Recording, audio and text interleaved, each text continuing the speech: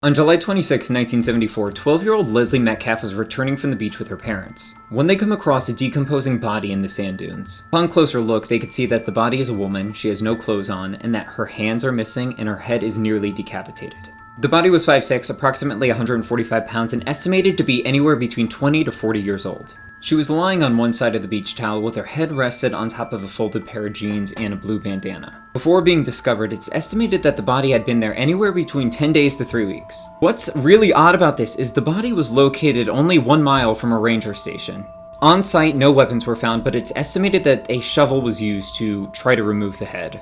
And for nearly 50 years, the identity of this woman was only the Lady of the Dunes. It wasn't until Halloween of this year that her identity was finally realized. Her name was Ruth Mary Terry. An adorable name, by the way. For nearly 5 decades, investigators attempted to identify the woman. They reviewed countless missing person cases. They also tried to use model clay facial reconstruction, and even age regression drawings, all of which led nowhere. Since this crime was committed in 1974, there has been many advancements in technology and techniques. The method they ended up using is called investigative genealogy. This combines the use of DNA analysis with traditional genealogy research, along with historical records to identify leads of unsolved cases. They now know the victim. She is no longer the unidentified female body found at Race Point Dunes. But more importantly, they want to know who's done this, and they have a prime suspect. That suspect is a man she only married months before her death. His name is Guy Rockwell Modalovin, and police have also heard of him before. You know why? He was accused of a double murder of his ex-wife and her daughter. Acquaintances considered Guy Rockwell to be a charming rascal with the gift of gab, when in reality he was married 5 times, and it's suspected that he killed at least 2 of the wives and his daughter-in-law. It all begins in 1946, where he marries wife number 1, Jo Ellen Loop. Together in Seattle, they open an antique store. They are married for 10 years, until a woman named Manzanita comes into the antique shop with her husband. Guy and Manzanita hit it off. It's only a matter of months before he kicks Jo Ellen Loop to the curb. According to witnesses, he breaks up with her out of the blue, in front of customers at their antique shop. Manzanita then leaves her husband. The two are happy. Manzanita's husband keeps custody of the 2 younger children, although teenage daughter Dolores follows her mother to Seattle, moving into Guy Rockwell's house. Once a month, Manzanita and Dolores would take a trip up to Vancouver. This way they could visit the ex-husband/father and their siblings. All is well until history repeats itself. A couple named Clifford and Jermaine Wrinkler walk in with their stepdaughter, and Guy thinks that the stepdaughter is smoking hot. Right from the jump, he is smitten.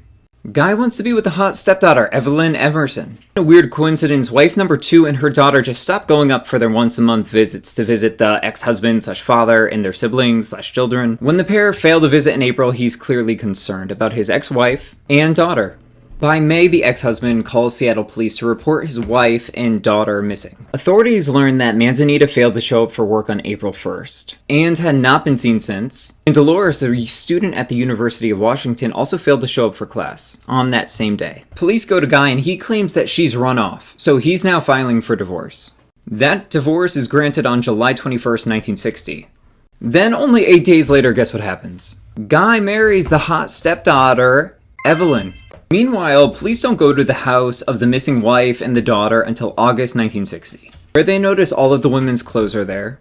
When detectives search the house, they find a septic tank that looks like it was sealed with fresh concrete. They break into it and they find bits of flesh, bone, and hair. Days later, they also come across 2 legs found in the Columbia River, about 200 miles from Seattle. Now, mind you, this is before DNA testing. It's believed that these were Dolores' legs. Police question wife number 3 and she's like, no way, he would not do this. Meanwhile, only weeks before the search of the 2 women, Guy asks his new mother-in-law, Jermaine, for $10,000 to invest in a collection of Native American artifacts that he's buying. Instead of buying any artifacts, he goes to Reno and he buys a sports car, where he begins to travel across the country. Eventually where he ends up in Provincetown. This is the same location where a woman's body was found 14 years later, nearly decapitated with no hands. And she was considered to be the Lady of the Dunes all the way until just this past October, when her DNA was finally used to find out who she was. I have a video that goes into how they discovered this. Then over the next few months, he moves to New York, he signs a 3-year lease, and he gets a nose job. So clearly he's ran off with his mother-in-law's money. So she then files charges against him for larceny. It's not until December 1st, 1960 that he is finally arrested for the charge of grand larceny, but also For unlawful flight to avoid giving testimony regarding the human remains found at his former home. Once arrested, he denies killing his ex-wife or his stepdaughter. For 13 months, he sits in jail before going to trial. And since this was before DNA testing, they only have enough evidence to charge him for the grand larceny. He's found guilty and he's sentenced to 15 years to prison. But then in March, a judge suspends his 15-year sentence under the condition that he just repay the money back that he ended up taking from his ex-wife, which was wife number 3. He was never again charged in connection with the deaths of his wife or stepdaughter.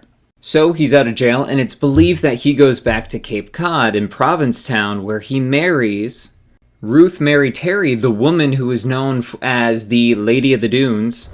It's believed that the two married in February 1974, only a few months before her body was found on the beach. After that, public records only pick him up again in Reno. He then marries another woman on February 16th, 1974. If she only knew.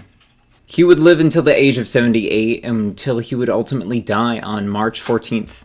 And while he is now deceased, he is the main suspect in the murder of Ruth Mary Terry, the woman who was found on the beach in Provincetown.